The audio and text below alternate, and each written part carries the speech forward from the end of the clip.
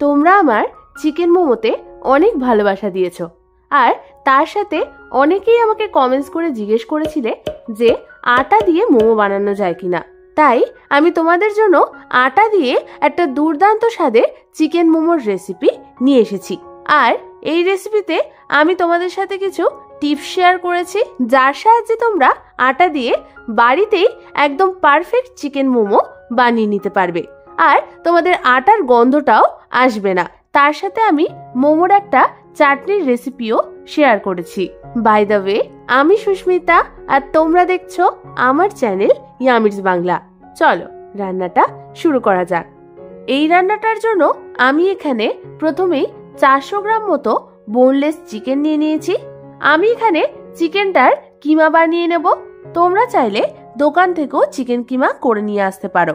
Chicken কিমা বানানোর জন্য প্রথমেই আমি চিকেনগুলোকে এরকম ভাবে ছোট ছোট করে কেটে নেব।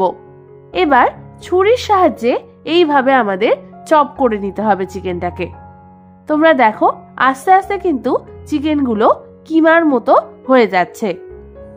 আমি এখানে ঠিক যেভাবে দেখাচ্ছি তোমরা ঠিক এইভাবেই চিকেন কিমা বানিয়ে নিতে পারবে অতি সহজে।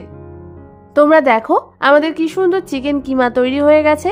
এবার এই কিমাগুলোকে আমি একটা বোলের মধ্যে ট্রান্সফার করে নেব।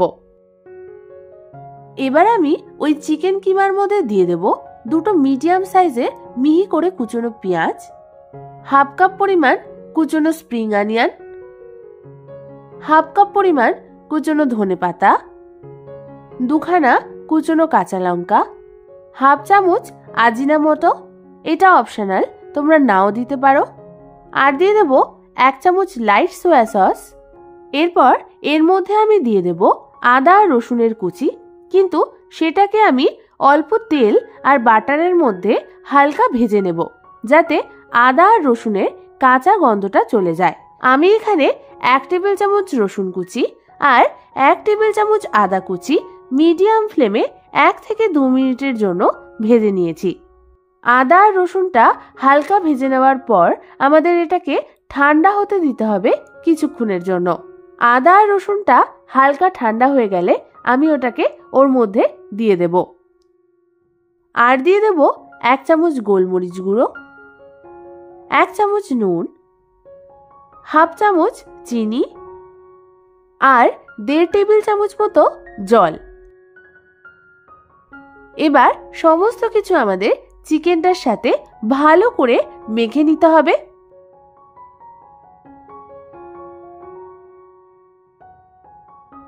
তারপর আমি চিকেনটাকে ঢাকনা চাপা দিয়ে ম্যারিনেট হতে রেখে দেব 2 ঘন্টার জন্য। এবার অন্যদিকে আমি মোমোর কোটিং এর জন্য ডোটা বানিয়ে নেব। তার জন্য একটা বোলে আমি নিয়ে নিয়েছি 1 কাপ পরিমাণ আটা, আর নিয়ে নিয়েছি হাফ কাপ পরিমাণ কর্নফ্লাওয়ার। এই কর্নফ্লাওয়ারটা দিলে কিন্তু মোমোর কোটিংটা নরম হয় আর মোমো বানাতেও খুব সুবিধা হয়। এরপর আমি ওর মধ্যে দিয়ে দেব 1 চামচ নুন আর 1 টেবিল চামচ মতো সাদা তেল। এবার আমাদের প্রথমে সমস্ত কিছু ভালো করে আটার সাথে মিশিয়ে নিতে হবে। ভালো করে মেশানো হয়ে গেলে এবার আমাদের ওর মধ্যে অল্প অল্প করে হালকা গরম জল দিয়ে ভালো করে আটাটাকে মেখে নিতে হবে। আমাদের আটাটাকে এমন ভাবে মেখে নিতে হবে যাতে খুব শক্তও না থাকে আর খুব নরমও না হয়। আমাদের আটার ডোটা মাখা হয়ে গেছে। এবার এর গায়ে অল্প পরিমাণ সাদা তেল বুলিয়ে আমি এই ডোটাকে ভেজা কাপড় দিয়ে চাপা দিয়ে রেস্ট হতে রেখে দেব 8 ঘন্টার জন্য। যতক্ষণ আটার ডোটা রেস্ট হচ্ছে আমি অন্যদিকে মোমোর সাথে খাওয়ার জন্য চাটনিটা বানিয়ে নিচ্ছি। তার জন্য আমি গ্যাস জ্বালিয়ে একটা তাওয়া বসিয়ে দিলাম, আর তার মধ্যে আমি দিয়ে দিলাম হাফ কাপ পরিমাণ চিনেবাদাম আর 2 টেবিল চামচ সাদা তিল, আর দিয়ে দেব 4 থেকে 5টা গোটা গোলমরিচ। এবার সমস্ত কিছুকে আমাদের মিডিয়াম ফ্লেমে হালকা ড্রাই রোস্ট করে নিতে হবে।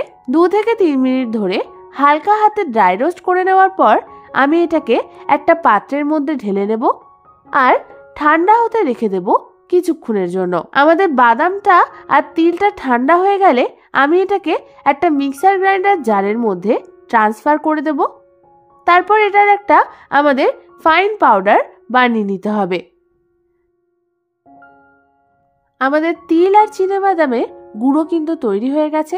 এটাকে সাইডে রেখে দিয়ে আমি অন্যদিকে নিয়ে নিয়েছি 4খানা মিডিয়াম সাইজের টমেটো।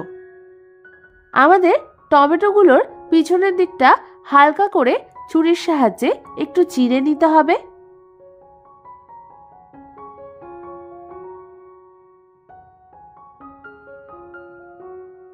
তারপর আমি গ্যাস জ্বালিয়ে একটা জালি বসিয়ে নিলাম আর তার মধ্যে আমি একে একে টমেটোগুলোকে দিয়ে দেব। এবার এই টমেটোগুলোকে আমাদের মিডিয়াম ফ্লেমে হালকা করে রোস্ট করে নিতে হবে। এই প্রসেসটা করলে কিন্তু তোমাদের চাটনির মধ্যে একটা সুন্দর স্মোকি ফ্লেভার আসবে। আমাদের টমেটোগুলোকে এইভাবে চিমটের সাহায্যে ঘুরিয়ে ঘুরিয়ে সব দিক ভালো করে রোস্ট করে নিতে হবে। দেখো তোমরা, আমাদের টমেটোগুলো কিন্তু হালকা রোস্ট হয়ে গেছে। এবার এগুলোকে আমি একটা পাত্রের মধ্যে তুলে নেব। অন্যদিকে গ্যাস জ্বালিয়ে একটা কড়াই বসিয়ে নিলাম আর তার মধ্যে আমি দিয়ে দিলাম 1 টেবিল চামচ পরিমাণ সাদা তেল। তেলটা হালকা গরম হয়ে এলেই আমি ওর মধ্যে দিয়ে দেব 1 টেবিল চামচ রসুন কুচি, 1 টেবিল চামচ আদা কুচি আর একটা পেঁয়াজ কুচি।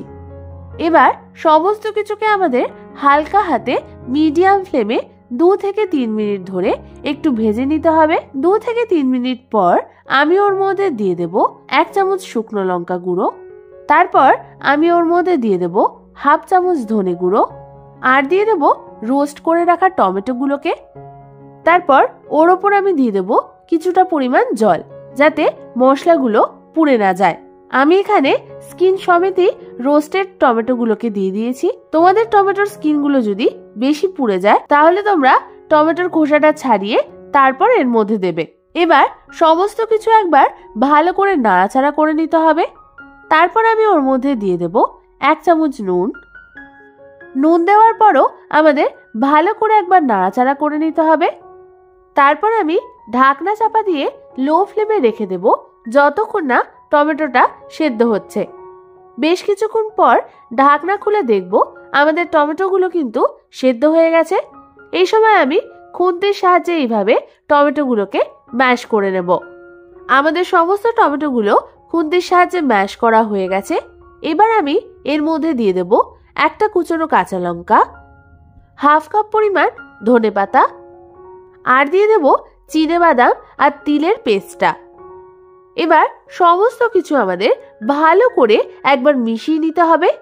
সমস্ত কিছু ভালো করে মেশানো হয়ে গেলে আমি ওর মধ্যে দিয়ে দেব 1/2 কাপ পরিমাণ উষ্ণ গরম জল। জল দেওয়ার পরও একবার ভালো করে সবকিছু নাড়াচাড়া করে নিতে হবে। 2 থেকে 3 মিনিট মিডিয়াম ফ্লেমে ভালো করে নাড়াচাড়া করে নেওয়ার পর আমি ওর মধ্যে দিয়ে দেব 1 চামচ লেবুর রস। লেবুর রস দিয়েও ভালো করে আমাদের নাড়াচাড়া করে নিতে হবে। এরপর আমি গ্যাসটাকে অফ করে এটাকে ঠান্ডা হতে রেখে দেব কিছুক্ষণের জন্য। ঠান্ডা হয়ে যাবার পর এটাকে আমি একটা মিক্সার গ্রাইন্ডার জারের মধ্যে ট্রান্সফার করে নেব। তারপর এই মিশ্রণটার আমাদের একটা স্মুথ পেস্ট বানিয়ে নিতে হবে। দেখো তোমরা, আমাদের মোমোর চাটনি কিন্তু একদম রেডি হয়ে গেছে। এর কনসিস্টেন্সিটা কিন্তু এরকম হবে। এই চাটনিটাকে তোমরা এয়ারটাইট কন্টেনারে ভরে স্টোর করে রাখতে পারো ফ্রিজে 1 সপ্তাহের জন্য।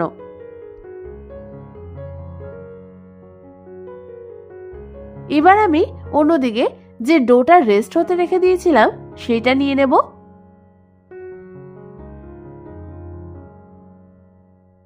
তারপর ডোটাকে আমি 2 ভাগে ভাগ করে নেব।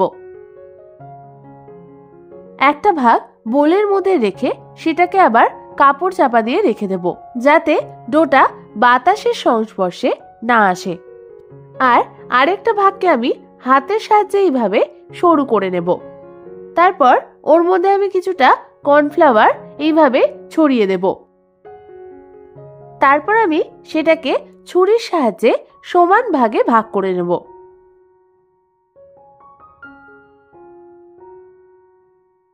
এবার এগুলোকে আমাদের ভালো করে গায়ে কর্নফ্লাওয়ার মাখিয়ে নিতে হবে। এরপর এক একটাকে নিয়ে হাতের সাহায্যে আমাদের এইভাবে গোল করে নিতে হবে।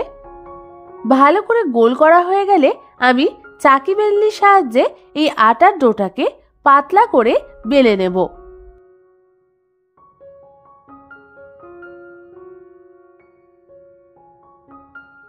দেখো আমাদের গোল করে বেলা হয়ে গেছে।